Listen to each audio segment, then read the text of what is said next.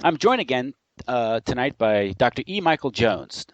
Dr. Jones is a historian, a researcher, and a prolific writer. His books include Libido Dominandi, Sexual Liberation and Political Control, The Jewish Revolutionary Spirit and Its Impact on World History, The Slaughter of Cities, Urban Renewal as Ethnic Cleansing, and the most recent, Barren Metal, A History of Capitalism as a Conflict Between Labor and Usury. Dr. Jones also publishes Culture Wars magazine. His books and a subscription to Culture Wars can be purchased at culturewars.com. You want anything to add to that intro? Any more info? Or No, that's pretty much it. Oh, good. Okay. Tonight, I wanted to talk to you about neoconservatism and their rise to power and virtual takeover of U.S. foreign policy in the 70s and 80s. Neoconservatism. What is neoconservatism? Who are they? The father of neoconservatism was Irving Kristol. Irving Kristol was a Trotskyite during the 1930s.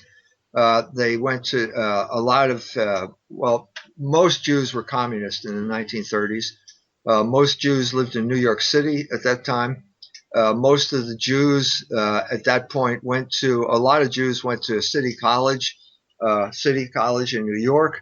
And we have the famous story of Alcove A at the lunchroom there, which was the Stalinists, and Alcove B were the Trotskyites. And Irving Kristol was part of Alcove B and the Trotskyites. And so our story begins pretty much in the 1970s. Irving Kristol said that a neoconservative was a liberal who had been mugged by reality. This is all pure window dressing and obfuscation. That's not really what was going on here. Irving Kristol and the neoconservatives remained Trotskyites from beginning to end. All they did was redefine the class involved. It went from being the working class to the middle class, and the class involved in class warfare, and also the country involved. And so in the 1930s, the Soviet Union was the vehicle of the Jewish revolutionary spirit, but by the 1970s, beginning in the 1970s, the United States took over that role. It was the cutting edge of the Jewish revolutionary spirit in the world, where it stands pretty much today. So in order to get situated, we have to, I think, go to the crisis of the 1970s. We had Watergate, and then following Watergate, which was a coup d'etat that got rid of Richard Nixon, we also had the church hearings, which took place in 1976, named after Senator Frank Church of Idaho. And during this period of time, we also had the fall of Vietnam. And so we had a widespread sense of disillusionment in the country, and a widespread sense that somehow America's foreign policy had gotten out of control, specifically because of the CIA. So as a result of the church hearings, these exposed Operation Phoenix in Vietnam. They exposed a lot of the internal meddling.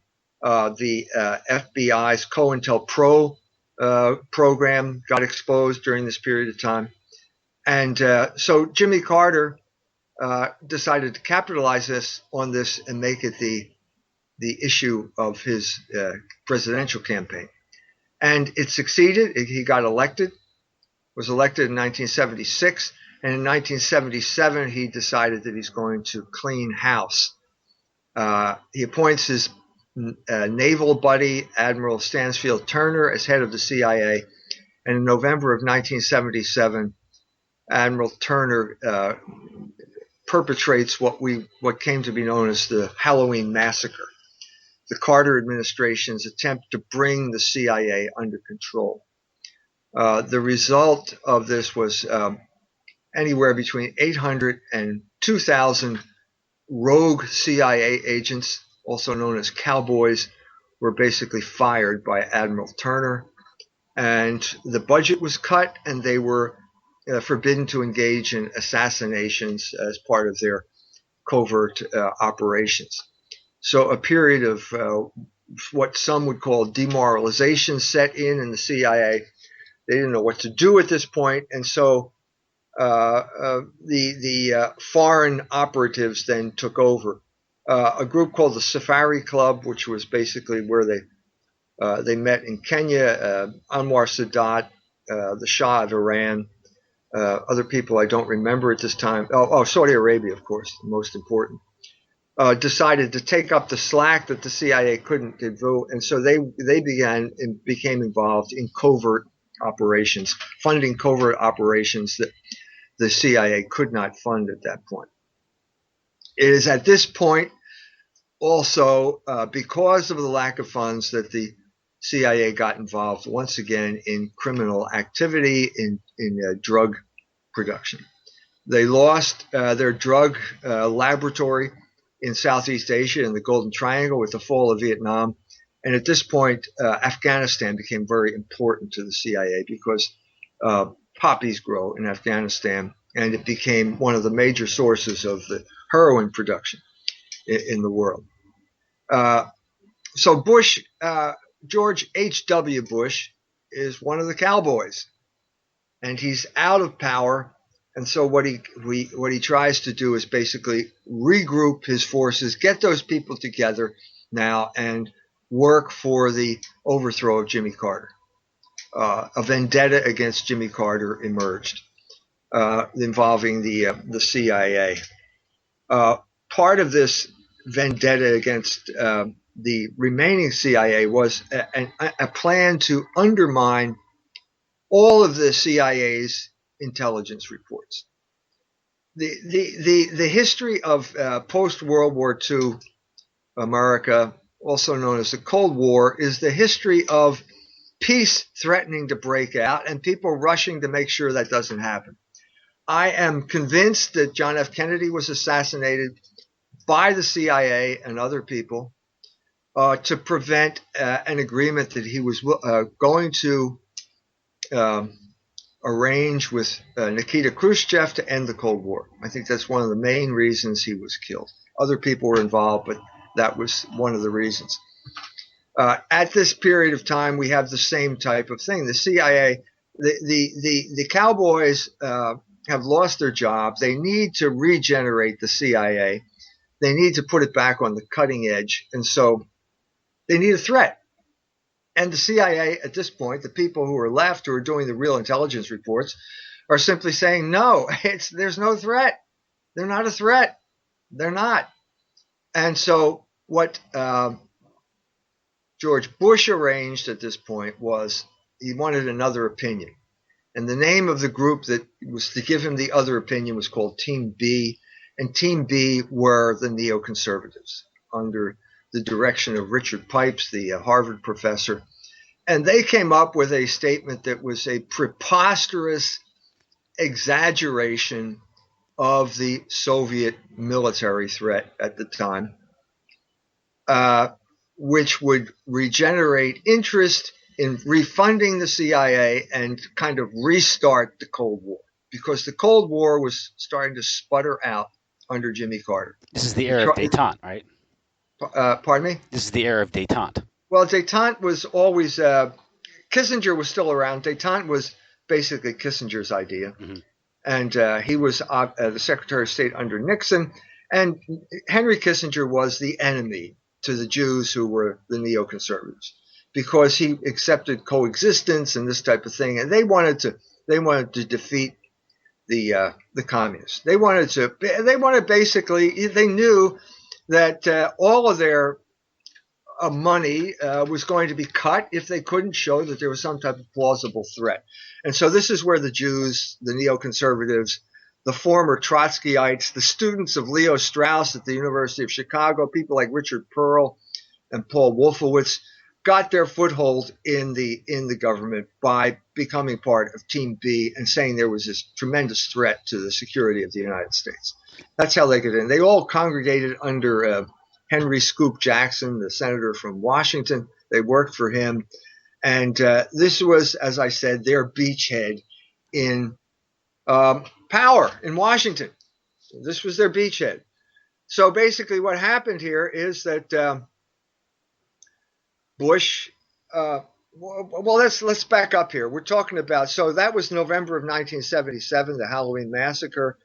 We have 78, which is basically there's kind of upheaval in Afghanistan. There's a coup d'etat in Afghanistan. The Soviets, the Dowd is removed. Taraki comes in, who is a Soviet operative, and he starts basically a campaign to bring about the Sovietization of Afghanistan. Tremendously misconceived plan of basically forcing these herdsmen, these mountain herdsmen, into schools, forcing feminism on the girls, forcing all kinds of other stuff that the Muslims of Afghanistan, these tribes, found totally repugnant, and forcing it down their throats with the support of the Soviet Union leadership, which is at this point old. One of the curious facts about the Soviet Union is that it really had the lifespan of a man, and it never regenerated itself. It got old. So there were 20-year-olds in the 20s, and there were 70-year-olds in the 70s, and that was it. Yeah. You know, and so these people just were incapable. The Brezhnev era was the last kind of era of the Soviet Union. He died, and then he's replaced by a bunch of apparatchiks who were all older than he was, and all stuck in the same mode. And so basically they're looking with greater and greater consternation at the situation in Afghanistan, and they're wondering what to do. They don't like Taraki. There's a coup. He overthrows the other guy. I forget the other guy's name. Then he's in power. Then the Soviet Union decides they don't like him. And the CIA is aware that this is happening, you know. And there are people like Zbig Brzezinski, who has always been the godfather of democratic foreign policy initiatives, and he's itching for revenge for Vietnam. So we have this convergence of forces here. At the same time, also the campaign of revolution in Europe is spinning to its conclusion. Also back in 1977, let's go back to 68, the revolution in Paris. The Jews want to overthrow de Gaulle. They're unhappy with de Gaulle. They don't like the idea. And so therefore we have people like Daniel Cohn-Bendit as the leader of the student revolution of 68, which almost topples de Gaulle but does not. So we have the emergence of the radical left in France at this time. They reach a crucial crossroads, I think, in around 1975, where they have to make a choice. They are Maoists, and the question is, are we going for terrorism? And they can't bring themselves to get involved in terrorism. I don't know what it is, but they just can't do it. At that point, the leadership of the revolutionary movement in Europe passes to the Baader-Meinhof gang in Germany. In 1972, the Baader-Meinhof gang had an alliance with El Fatah, were involved in the Munich massacre. At that point, the leadership of the Baader-Meinhof gang was captured, end of 72. By 74, 75, it's pretty clear that they are still running their operation, even though they're in prison because of lawyers smuggling in guns, people like Horst Mahler, Klaus Croissant, the Frenchman. They're still running their operation, so it comes down to a crucial moment in 77. Their Palestinian friends hijack the Landeshut, the airplane, fly it to Entebbe. Do I have this right now? Or no, this is Somalia, I believe. This plane goes to Somalia. The Germans send in their SWAT team, and basically the terrorists are killed, and the plane is free. So that doesn't spring the Baader-Meinhof gang. They have also captured Hans Martin Schleyer, who is the head of basically the German Employers Association, and they're holding him hostage. At this point, so we have a quick chain of events. The Landeshut attempt to free the Baader-Meinhof gang fails. At this point, Baader, Enslin, and Meinhof commit suicide. At this point, the other Baader-Meinhof group that has Hans Martin Schleyer as a hostage, murders Schleyer. So we are now at the brink of war. It looks as if the Baader-Meinhof gang is coming close to toppling the government. And at this point, I think the German left looks into the abyss, what could have been just ongoing terrorism of the kind we have in the Middle East, chronic terrorism of the sort that ISIS is perpetuating now, for example. And maybe it's because they're fundamentally still Christian there or whatever, but they take a step back and they can't do it. They can't do it. And at this point, I think the left, the great body of people, the student left, my generation, the baby boomers in Germany, who had a lot of sympathy for the Baader-Meinhof gang and sympathy even for their terrorist acts, I think they back off. And at that point, one of the significant events is January of 78. There's a Congress in Berlin called the Tunix Congress. Tunix it sounds like Tunisia, except that it means tu nix, which means do nothing. So a kind of apathy and lethargy and pacifism settled into the left at this point, and they basically just broke up.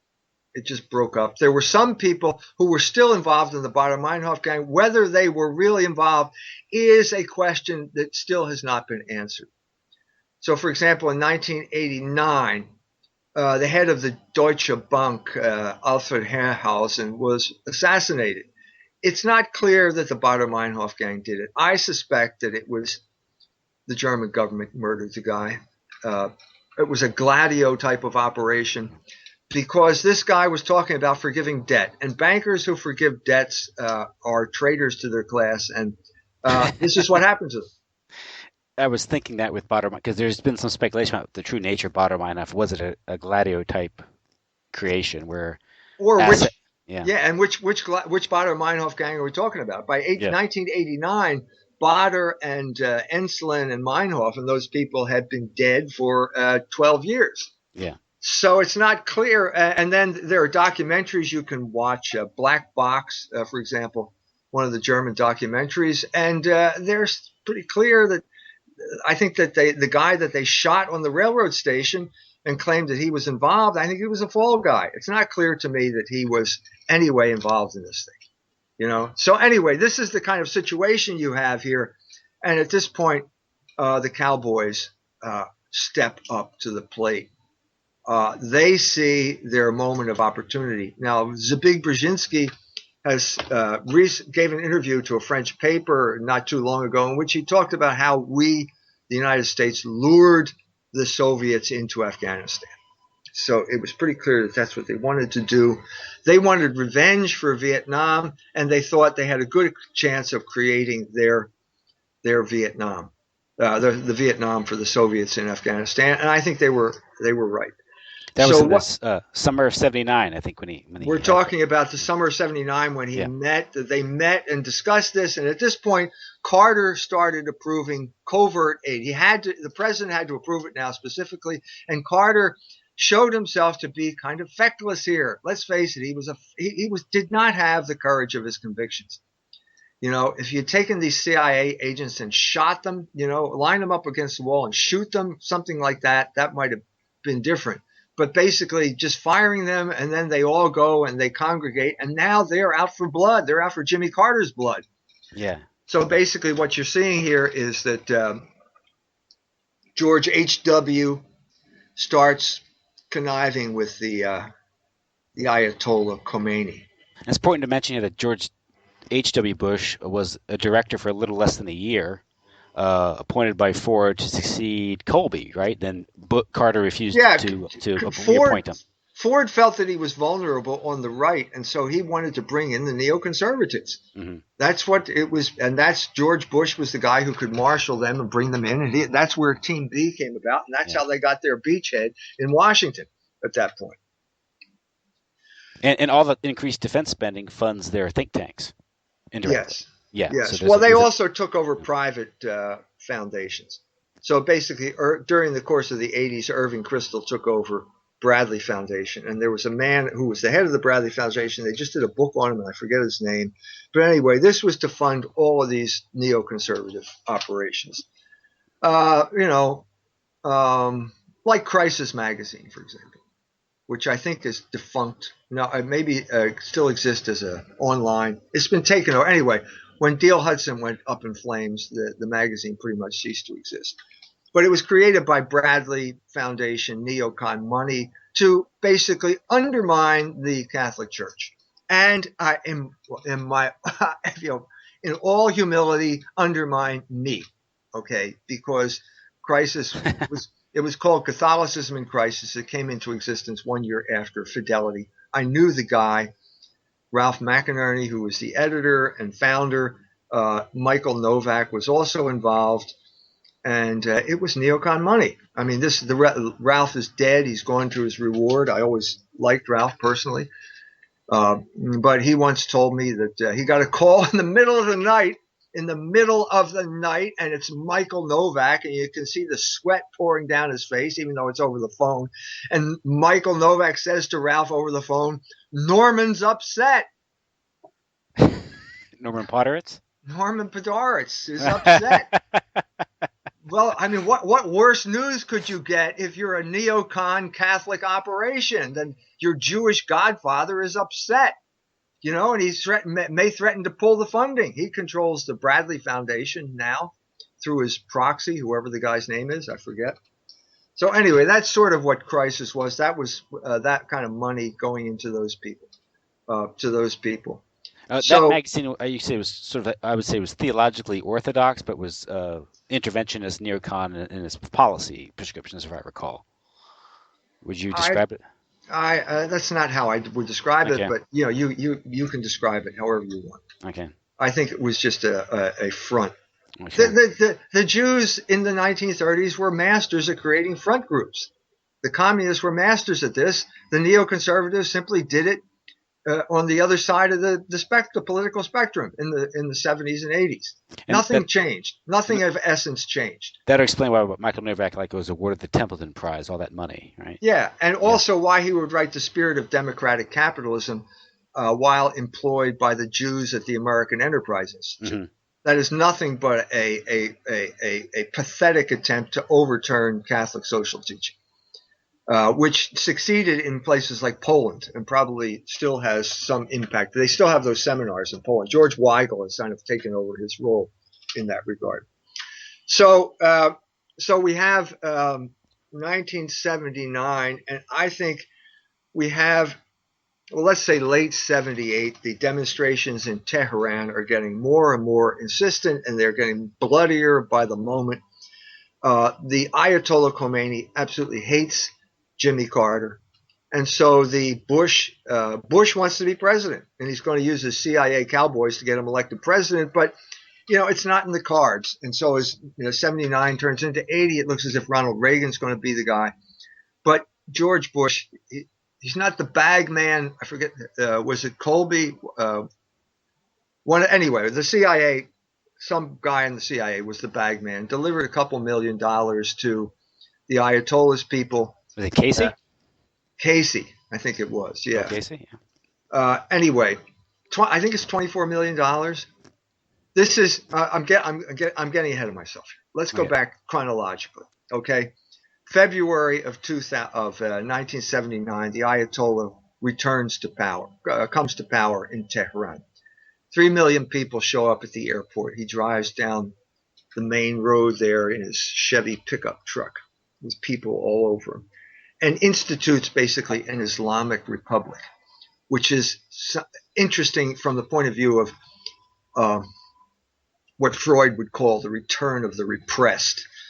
Because at the very moment that the Catholic Church is abandoning its traditional teaching on the relationship between church and state, namely that the church is the soul to the body of the state, and they're adopting the views of John Courtney Murray and de facto separation of church and state, baptizing separation of church and state, the repressed returns in Iran.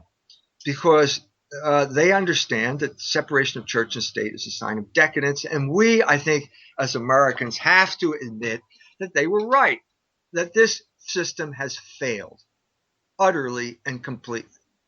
So, in the vacuum that followed Vatican II, the Catholic Church basically signed on to the American agreement of the American understanding of church and state, largely because of John Courtney Murray, largely because of the Cold War and their participation in the anti-communist crusade. And the result has been an unmitigated disaster for the Catholic Church. The most recent outrage being day before yesterday, the Supreme Court ratifying gay marriage. A system totally out of control because the Catholic Church has withdrawn from saying that it has a right to determine the moral order, to stand up for the moral order as the basis for the social order. So that's collapsed completely at this time. So the Ayatollah then reinstitutes it in 79. And you find all of these lefties, like Michel Foucault, shows up in Tehran thinking this is the revolution. He showed up there in 78, wrote reports on it for the one of the Italian papers, Corriere della Sera.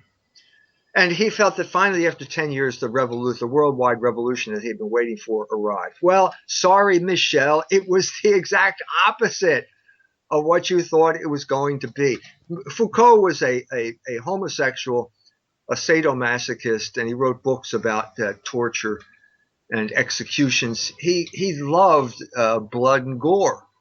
And there was a lot of blood and gore going on in the streets of Tehran at this time, and he loved it. And he thought this was going to be the real revolution of the Marquis de Sade. Well, it wasn't. It wasn't. It was the return of the moral order in Islam through the Velayat Ifaqi, the rule of the guardians. So at this point, the Shah needs a place to live. He's dying of cancer. Jimmy Carter allows him to come to the United States. At that point, the Iranian students storm the embassy in Tehran, take over the embassy, and hold 150 some Americans hostage. This is in November of 1979. 1 month later, perhaps sensing a sense of opportunity, the Soviet Union invades Afghanistan. Throughout the course of the 1980s, as I said, a little bit getting ahead of myself, the George H.W. Bush, Bill Casey, all these people were basically they gave money to the Ayatollah, $24 million, I believe, so that he would extend the hostage crisis. I read the memoir of Masameh Takiba, I believe that's her name. She was the spokesman. She spoke English. She lived in Philadelphia for a while with her parents, learned perfect English, and then was the spokesman for the students during the hostage crisis. She said in her memoir that it was supposed to last 3 days. That's what they thought. Just to make a point, it was going to last 3 days. And then she didn't know why it was lasting so long. And she said, well, there are people who say the Ayatollah may have collaborated here. I don't know. Basically, she's admitting that it probably was true. We know it was true now. So the Ayatollah is collaborating with the CIA here at this point to drive Jimmy Carter from office, which happens. And then there's that great moment when Ronald Reagan gives his inaugural address and he says, free those hostages. And within 15 minutes, they were free. As if he had some type, what power this man had. How did he do that from all the way over there? And so Robert Perry and also Barbara Honegger has detailed that in their books. And the money transfers, the arms shipments, and so all the mechanics, all the details of the deal are there. Just the explanation hasn't been provided. Yeah. But you can put two and two together. Yeah, what's going on there? So at this point, the Americans promise we'll never interfere in your internal affairs again. Well, that wasn't even worth the paper it was written on, because within 1 year they had goaded Saddam Hussein into attacking Iran, and as revenge for the hostage crisis, and as revenge for losing that. But the important thing, from our perspective, was the war in Afghanistan. Because at this point, the CIA now, with Reagan in power, all bets were, there were no, the rogue CIA is back in power. And you can read, there's a fictional account, sort of fictional account, Charlie Wilson's War, starring Tom Hanks, a totally loathsome politician by the name of Charlie Wilson from Texas, a total pawn of the Jews, got arrested. It's hard to believe, but he's arrested for drunken driving, hit and run driving, dead drunk, which he was most of the time, and within weeks of the election. Well, he's toast, right? Well, no. Ed Koch gets his Jewish buddies together in New York City. They raise $100,000, and everybody knows our system is $1, one vote, and so he's reelected.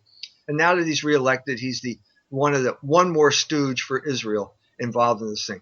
But his great cause, he had falling out with Israel. He understood what they were doing. He didn't like it. There was still some humanity left in this guy in spite of all the stuff, all of his drinking. But what you have here now is the great Holy Crusade. The CIA comes back with a vengeance now. They are the funneling arms to the Mujahideen, the holy warriors in Afghanistan. And basically what you saw at this point was that the entire Islamic world was called upon to move in, go to Afghanistan. Actually, they had to go to Pakistan first. Go to Peshawar and meet with the ISI. And the ISI, which is the Pakistani intelligence group, is coordinating things with the CIA. And we'll arm you and we'll send you in there to fight godless Soviet materialism. Now, at the same time, again, to get back to 1979, June of 1979, Pope John Paul II arrives in Warsaw and says Mass at Liberty Square there in Warsaw in front of 1 million Poles in what is still officially an atheistic, communistic country. So you have in 1979 this movement of history, I think the genuine world spirit, what Hegel would call the zeitgeist, moving history, and a revulsion against materialism, the 19th century ideology that spawned both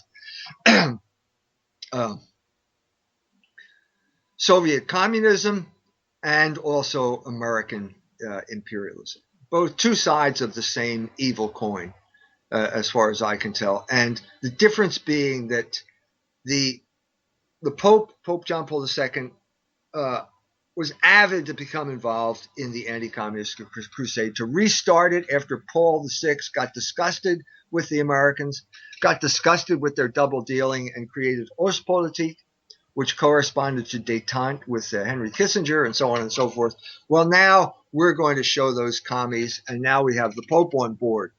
And so this is where we get into the things that you were mentioning, Pei Due, the Masonic Lodge. The Vatican Bank is now getting money from the CIA, and they're laundering money so that they can bring down communism, so that we can get fax machines into Solidarity, the union in Gdańsk and Poland. And the church has been paying the price ever since. This is what happens when you get worldly ambitions. And I hate to say this about a guy who's now a saint, but I think he had worldly ambitions that were going to have significant blowback for the Catholic Church, and is still having blowback. It's one of those Catholic Church. It's one of those bad deals the church has historically made throughout history. Well, the church is always feeling we can't survive unless we have France protecting us, or Spain protecting us, or we can't survive without the Roman Empire protecting us from barbarians, and they're always wrong. And so now, after World War II, is the church saying, well, we can't survive against the communists unless we have the United States protecting us. Well, we now know that the United States was every bit as much the enemy of the Catholic Church as the Soviet Union was, and worse because they were subtler. And of course, if you look deeper into history, you find that Marxism, communism was financed by Wall Street. Right. So there's a Jewish connection because you've always got some rich Jew like James Rothschild willing to fund some Jewish revolutionary like Heinrich Heine. That's what Balzac said. Saw the two of them walking down the streets of Paris, arm in arm. He said, "Voila, tout l'esprit juif." And of course, Zionism, which Rothschild, I guess, began to back in the late 19th century, the House of Rothschild, as it became a kind of a tangible movement in the late 19th century. I was watching a documentary on Queen Victoria on PBS, and this episode was dealing with the British purchase of the Suez Canal.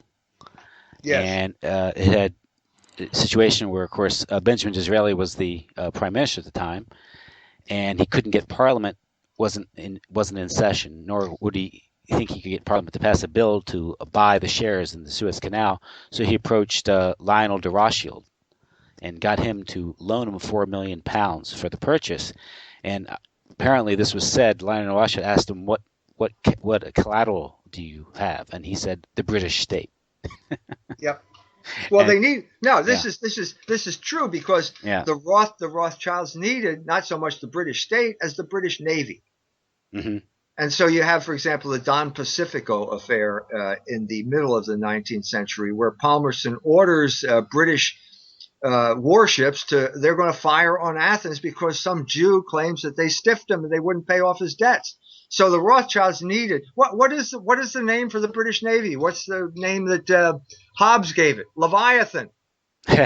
England is a sea monster. But that's that model for more or less these bankers or rich bankers uh, socializing their risk and privatizing the profit, keeping the Right. profits. So And, the Rothschilds were always big proponents of a big navy. And Winston Churchill, when he was Lord of the Admiralty, was their pawn. and they wrap it in the flag, right? They wrap Yes. their interest in the flag, Yes. and then it's Yes. the Well, billboard. guess what? Yeah.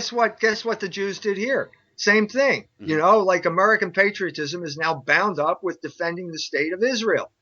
Well, no, they talk about daylight, no daylight, or John McCain sees daylight here because Obama wants to deal with Iran. This is the type of situation we have inherited from the Jews, the neoconservatives, and their legacy in the British Empire. So we've got a situation where now the church is involved with the anti-communist crusade, and the United States has created, once again, they've created a monster, and this monster is the Mujahideen. And the guy who's the poster boy for this effort is none other than Osama bin Laden, who flew there, was a Saudi whose father was a very rich contractor, flew to Afghanistan and became the conduit for all of this money and military aid going into the Mujahideen in Afghanistan. He became a rich sheikh. He became a provider for these people. And basically, he also became a vehicle for training all of these Muslims in the most radical and nihilistic, I would say, form of Islam, namely Wahhabism. That was funded by the CIA. No. That was not funded by the CIA. That was funded by the Saudis, who Okay. at this point, you remember the oil crisis. The Saudis had so much money in 1974, they didn't know what to do with it. And so they started buying British arms, and the British got involved, and the Americans took that over. And they started funding madrasas all over, building mosques all over the place to promote their kind of weird form of Islam. Very different than the Shia form in Iran. And at this And time, the Bin Laden family, aren't they also business partners with the Bush family? the Bush family is heavily involved in Carlyle Group and all that. Yeah. the Carlyle Group. There are pictures. You can Google the pictures of George H.W. Bush walking hand in hand with Prince Saud or whoever he is at that time. Anyway, yeah, they're a very close relationship, which also played a crucial role in 9/11, by the way. But again, we're getting ahead here because what you've done here is you created a monster, and the monster is now this group of Islamic fanatics who succeed in driving the Soviet Union out of Afghanistan. And then the story is, well, now what? What do we do now? Liddell Hart wrote a book called Strategy about irregular warfare, and he says it's always a bad idea. It always backfires. It always creates more problems than it solves because you're always attracting criminals. They're the people that want to get involved in this thing. And this is precisely what you see now in Iraq. ISIS, they're criminals. They're murderers, criminals, rapists, you name it. They do it. And these are the direct descendants of the Mujahideen. In other words, you create this monster and it morphs and it doesn't die. You've got what now the CIA would call a disposal problem. What do you do with these people? They're real human beings, and so they go to Somalia after they leave. Osama bin Laden goes to Somalia, and you end up with Black Hawk Down and Mogadishu. You know, the United States wants to intervene in what they call a humanitarian effort. And you can watch the movie. Ridley Scott did the movie. Graphic pictures of those helicopters flying into Mogadishu and getting taken out by RPGs. They realized the technique of taking down helicopters by firing an RPG at the rear rotor came about in Afghanistan. It was one of the standard techniques of taking down Soviet. And here it's now taking out American helicopters in Somalia. It's classic blowback,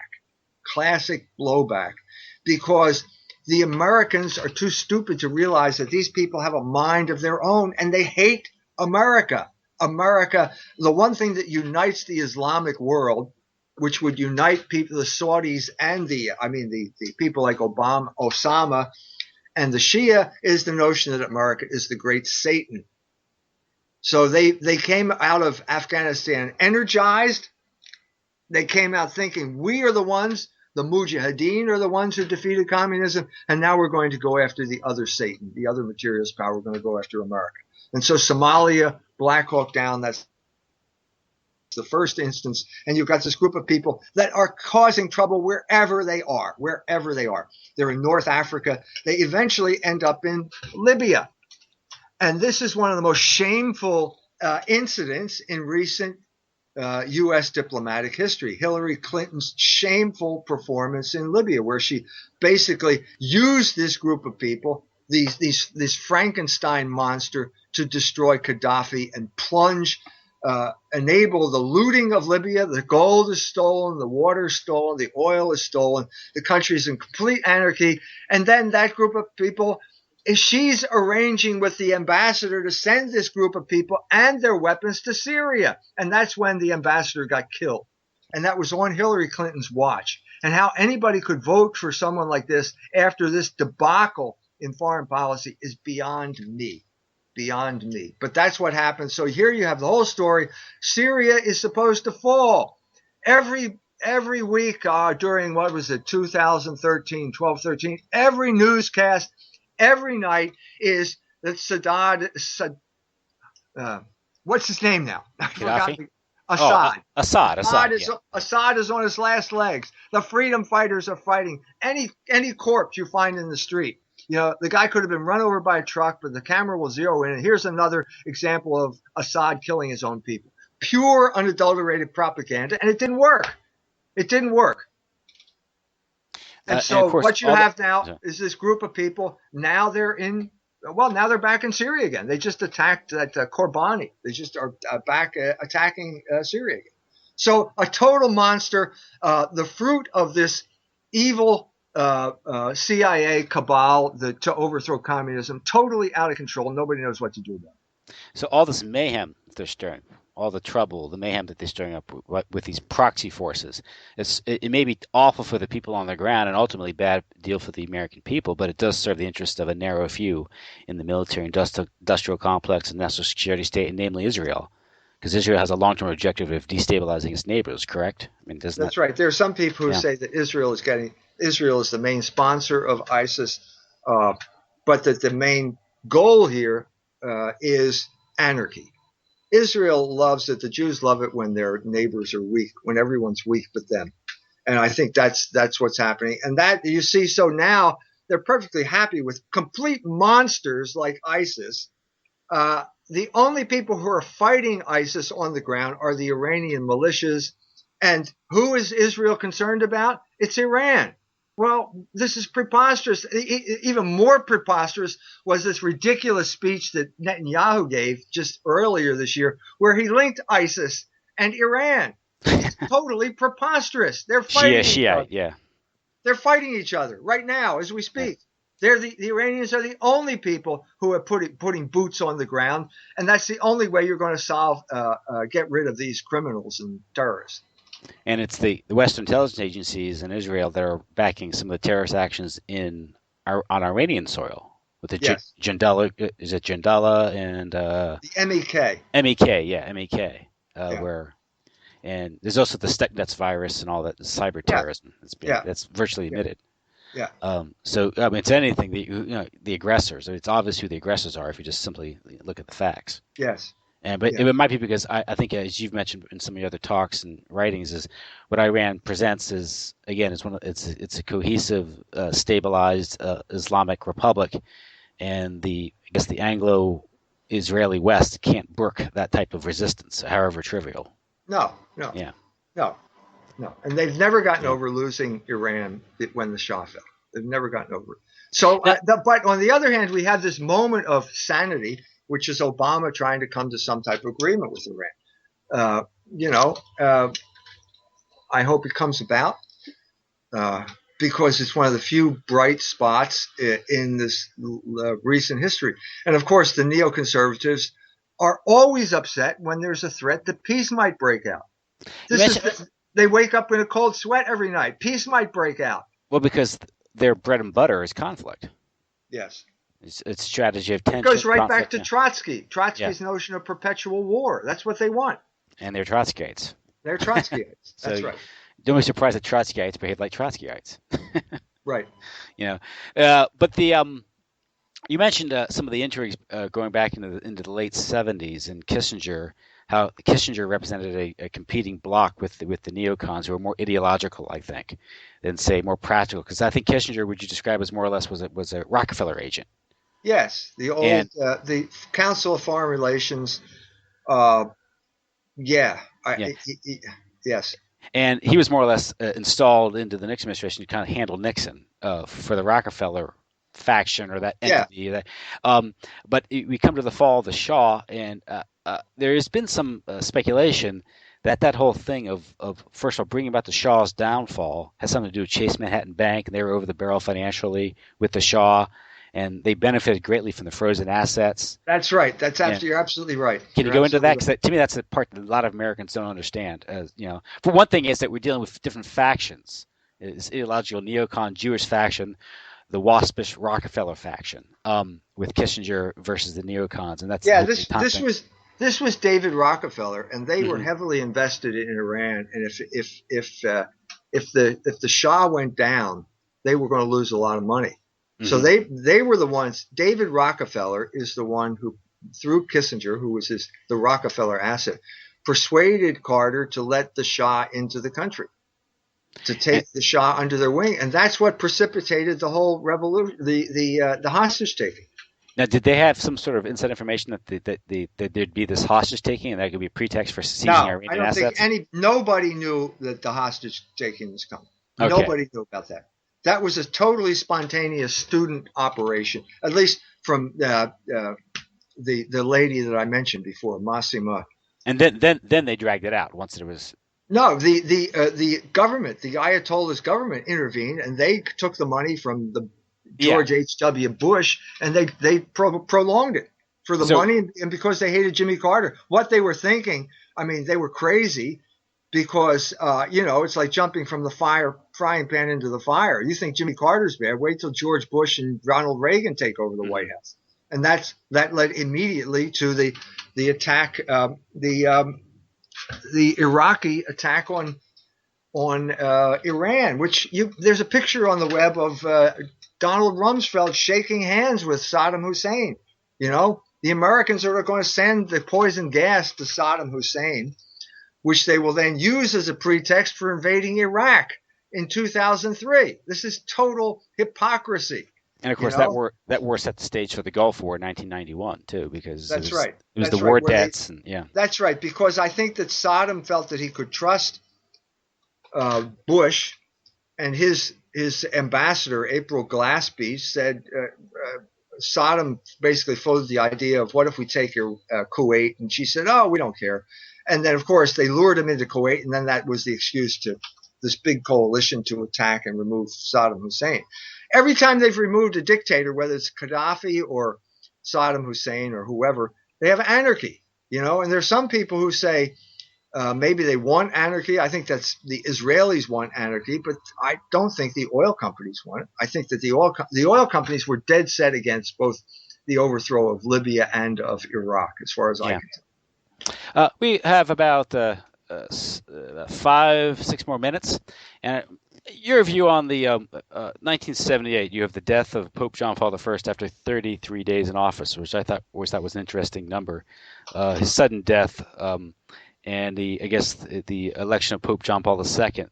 And a lot of people have investigated that and thought that maybe the Pope was assassinated for him looking into the Vatican bank scandals. And this obviously involves what you mentioned earlier was this P2 Lodge and some of the intelligence agencies, because they're using the Vatican bank as a conduit to launder drug money to pay for criminal operations and black money, black ops. Have any you have a particular take on that or insight? Yeah, I told you before. I got a call from Michel Sindona, a letter from Michel Sindona.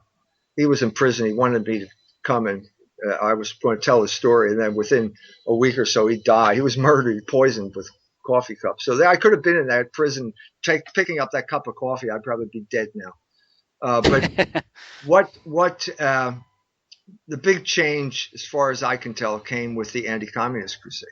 Mm-hmm. When the Vatican Bank was being used as a conduit for money to bring down for these groups like Solidarity, and I would have to say Medjugorje was also part of the anti-communist crusade. So the Vatican Bank was kind of like a BCCI. Yes, Okay. yes, they were related to the BCCI, which got created after that crisis in the 70s I talked to you about. It was an obscure Pakistani bank that became the biggest money laundering operation in the world because the CIA had basically been defunded, and they needed to get involved in criminal activity like drugs so that they could continue doing what they wanted to do. And the BCCI was created to do that. Because I read David Yalop's book on In God's Name, and he talks about Bishop Marcinkus out of Chicago, and I guess he was in charge of the Vatican Bank. And what happened was, according to him, that John Paul I was going to open the books and investigate it. And his belief is that contributed to his untimely demise. I don't believe that. You don't believe that? Okay. Non è vero, mare bel trovato. That's what the Italians say. It's not true. It's a great story. Okay, just a great story. Okay. I think that's what it is. I think that Marcinkus was involved in the funding, channeling of money into Poland for Solidarity, and I think that they were heavily involved in that. And I think that the legacy, as far as I can tell, was this inability to condemn Medjugorje, the inability to deal with Medjugorje. That was that false apparition? Yeah, the false apparition in Bosnia, which they are now finally going to condemn like 35 years after it started, 34 years after it started. They were incapable of doing it. And it caused real serious spiritual damage in the church. Medjugorje is a place that's infested. It's infested with evil spirits. And so people go there and they think something weird happens. They think, it's the Blessed Mother. I must be a great person because something weird happened in my hotel room or something like that. My rosaries turned gold, blah, blah, blah, this whole thing. It was just bad for the whole church. And I think that what happened is that they basically said, nothing's going to happen. In other words, just leave us alone. And so there was this reluctance on the part of John Paul II to say anything about it. I talked to the Bishop of Mostar, Pavel Zanic. He told me, it was 88, he said, I met with Ratzinger. I said, it's phony. And I said, what did Ratzinger say? And Pavel Zanic said to me, he agreed with me. And then he told me, and then I met with the Pope. And I said, what did the Pope say? And he said, the Pope said nothing. And this because it's a kind of a cottage industry developed, right? A lot Yeah, of that. huge Yeah. amounts of illegal money. Bosnia is a totally lawless region. For money, the Franciscans created their own bank, so they're doing involved. All these pilgrims are bringing lots of hard currency into basically Yugoslavia, which is or has a worthless currency, and they use this to fund the war, Hmm. the war of Croatian independence, and the Vatican and Germany. Vatican, it was either Vatican first or Germany second, or vice versa, recognized Croatia as a country. This ended dialogue with the Orthodox. They were so offended. Yeah. Here's Rome interfering in politics once again, and it killed ecumenism right then Another and there. another bad deal made by the church. Yeah. That's right. Another bad deal because they got involved in worldly things, political alliances. And you have a book on that, The Medjugorje Deception? The Medjugorje Deception, which Yeah. I'd be happy to sell to anyone now. It's especially timely because it looks as if the Vatican's going to issue a statement condemning Medjugorje. Okay. Well, okay, we're out of time. Listen, I want to thank you for coming back in to discuss these things. I just want to say something about your books. I have read many of them, and I found the most powerful and thought-provoking books I've read. And they're thick, full of material, and they're also a pleasure to read. Thank you. Your writing is both engaging and erudite. So I just want to say I highly recommend your books. Again, it's culturewars.com. Yes. Okay. Thank you, Dr. Jones, for joining me again tonight. Thank you. Thank you.